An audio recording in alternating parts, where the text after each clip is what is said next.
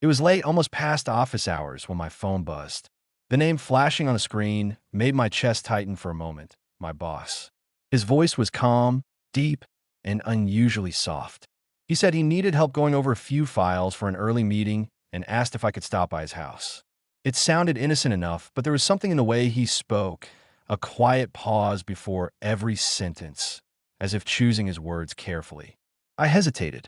My partner was waiting at home, probably scrolling through their phone, half expecting me to say I'd be late again. I told myself it was just work, just another responsibility. So I agreed. The night air was heavy when I reached his place. His house was elegant, too quiet, the kind of silence that presses against your skin. When he opened the door, he wasn't in his usual office attire, just a simple shirt, sleeves rolled up, barefoot on the wooden floor. It startled me, how human he looked. For months, I'd seen him only through the lens of authority, confident, distant, controlled. But tonight, he looked different, softer, almost uncertain.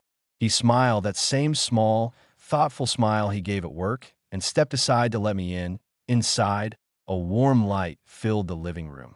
There was music playing low, something slow and instrumental. He poured 2 glasses of wine before I could protest. I told him I didn't usually drink while working, but he just said, then think of it as not working for once. His words lingered. I sat down, opened the laptop, and tried to focus on the presentation, but the air between us felt charged. He stood close behind me, explaining a few details, his voice so near that I could feel his breath on my neck. Every word sank deeper than it should have. He started talking about the project, then about life, about how lonely the upper floors of success can be. People see the title, he said, but not the emptiness that comes with it. I listened quietly because it wasn't often that he revealed anything personal. The vulnerability in his tone made me forget where we were. It was strange to see someone so powerful speak like that, fragile and tired. I found myself wanting to say something comforting, something human, but the words wouldn't come. He looked at me, and I saw something flicker in his eyes, something I'd ignored for months. The unspoken things, the lingering glances in meetings, the small kindnesses that felt too deliberate. I swallowed hard, tried to look away, but his gaze held mine. He smiled faintly and said, "You always listen without judgment. That's rare." I didn't know what to say.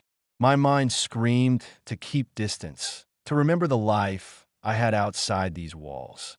Yet, part of me felt seen in a way that my partner hadn't managed in months. I'd grown used to being invisible at home, to eating dinner in silence, to going to bed next to someone who had long stopped reaching out. Sitting there under that soft light, I felt noticed. It was dangerous, but I didn't pull back. Then he stood up, walked to the hallway, and turned back to me. "Come with me for a second," he said. I followed without thinking. He led me down the corridor to a smaller room, his study. It smelled faintly of cologne and paper. The moment the door closed behind us, the world outside seemed to vanish. He didn't speak for a moment, just watched me quietly, like he was trying to find courage in silence. My heart pounded, every beat louder than the last. He took a slow breath and said, "There's something I wanted to tell you, but I never found the right time." His voice trembled just enough to make my throat tighten. I could feel something shifting, a boundary breaking, a story beginning that shouldn't. I wanted to turn back, to say this wasn't right, but the door was already closed, and I wasn't sure anymore if I wanted to leave. The night stretched between us, and in that stillness, I could feel the pull of everything we'd both been denying. The air in the room was thick with silence. He stood across from me, hands in his pockets, eyes fixed on the floor as if he was trying to gather courage to speak. I didn't move. My heart was pounding so hard I could hear it in my ears. When he finally looked up, his gaze wasn't the confident one I was used to at work. It was uncertain, almost trembling. "I shouldn't say this," he murmured, "but I can't keep pretending anymore." His words hung there, heavy, fragile. I opened my mouth, but nothing came out. He took a step closer, slow enough that I could have stepped away if I wanted to, but I didn't. His voice lowered, just above a whisper. "You make it hard to be the person I'm supposed to be. Every time you walk into my office, I feel something I can't explain." I felt my breath catch. 1,000 thoughts rushed through me. My partner's face, my job, the line we were crossing. But in that moment, all of it faded under the sound of his honesty. He moved another step closer. I could feel the warmth of his presence, the scent of his cologne, the soft rustle of fabric as he shifted his weight. I've tried to stop it, he said, tried to bury it in work, in deadlines, in excuses. But it's there every time you look at me. I looked away, staring at the bookshelf behind him, at the framed certificates and the half-empty glass of wine on the table. You shouldn't say that, I managed, though my voice shook. You know it's wrong. He smiled faintly, a sad, knowing smile. I know, but feelings don't always follow the rules we make for them. He was right, and I hated that I understood exactly what he meant. I thought of my partner again, of how distant things had become, how I'd stopped feeling wanted, how our conversations had turned into polite exchanges instead of warmth. The loneliness I'd been ignoring for months suddenly came flooding back, and before I realized it, tears were welling in my eyes. He reached out, hesitated, then gently touched my hand. It wasn't bold or demanding, just a quiet gesture, filled with everything we weren't saying. I should have pulled away. I should have walked out. But I didn't. I let his fingers rest against mine, and in that silence, something inside me gave in that he took another small step closer, his face only inches from mine. I could feel his breath, shaky and nervous, as if he was asking for permission without words.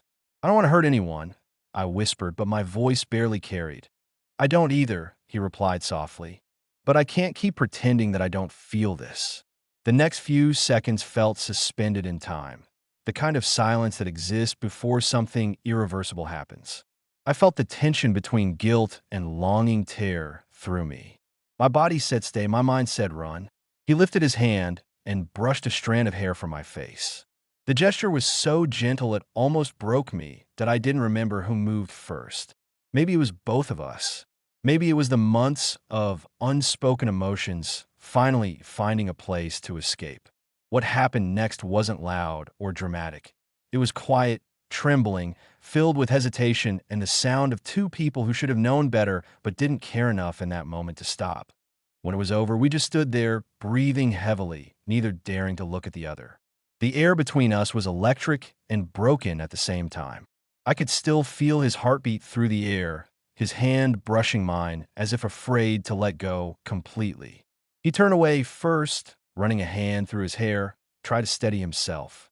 This shouldn't have happened, he said quietly, but his tone betrayed regret and something else, relief that I couldn't answer. My throat was dry, my mind spinning. I stared at the floor, trying to understand what I had just done. I wanted to feel guilt, but all I felt was confusion and an aching sadness that settled deep inside me. After a long silence, he spoke again, barely audible. We can't go back now, can we? I finally looked up. His eyes were red, his expression soft and uncertain. I didn't have an answer, and maybe he didn't expect one. The only sound was the quiet hum of the night outside, the faint ticking of a clock, and the shared understanding that we had crossed a line that could never be uncrossed. When I finally left the room, it felt like walking out of a dream that was both beautiful and wrong. I closed the door softly behind me, but the sound echoed louder in my chest than I expected. I knew, even as I stepped into the night air, that nothing in my life, or his, would ever feel the same again. Morning came too quickly. The light slipped through the curtains, pale and gentle, touching everything in the room like it was trying not to wake us. I opened my eyes slowly, unsure where I was for a second, until I felt the quiet stillness of his house again. The air smelled faintly of coffee and something heavier, memory, maybe. He wasn't beside me, but the space he had occupied was still warm. That I sat up, my mind slow to catch up with what had happened. It didn't feel like a dream, but it didn't feel entirely real either. I could still hear his voice, soft in the dark, and the silence that had followed afterward. I wanted to feel calm, but instead there was a strange heaviness sitting in my chest. It wasn't regret, not completely, it was the weight of something that couldn't exist beyond that night that I found him in the kitchen, already dressed, his back to me as he poured coffee into 2 cups.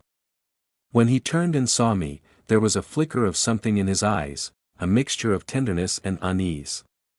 "Good morning," he said, his voice steady but quieter than usual. "Morning," I replied, barely above a whisper. He handed me a cup, and for a while, we just stood there, not saying much. The air was filled with the sound of the spoon clinking against porcelain, the faint hum of the refrigerator, the small things people notice when words fail them. Finally, he spoke. "You don't have to say anything," he said softly. "I know you must be confused." I looked at him, unsure what I was supposed to feel. "I'm not angry," I said quietly. "I just don't know what this means." He smiled faintly, the kind of smile people wear when they've already decided to live with their guilt. "Maybe it doesn't have to mean anything," he said. "Sometimes, things happen because two people needed to feel less alone for a moment." The words hit me harder than I expected. There was truth in them, but also sadness. I could see it in his eyes, the realization that whatever happened between us could never fit into the world outside that house. It belonged to the night, to the silence, to the version of ourselves we didn't show anyone else that we sat down at the table. The morning light made everything look softer, almost forgiving. He talked about ordinary things, his work, the weather, a book he was reading. It was his way of restoring normalcy, of closing the distance that had briefly disappeared. I listened, nodding when I could, pretending to follow, but inside, my thoughts were somewhere else. After breakfast, I told him I should go. He didn't stop me. He just nodded and walked me to the door. As I put on my shoes, he said my name again, gently, like he was trying to remember it. "Take care of yourself," he said. I turned to look at him, and for a moment, our eyes met. There was nothing more to say. When I stepped outside, the cold air felt different, sharp, alive, real. I walked down the street, each step pulling me further from the night before but not from what it had left inside me.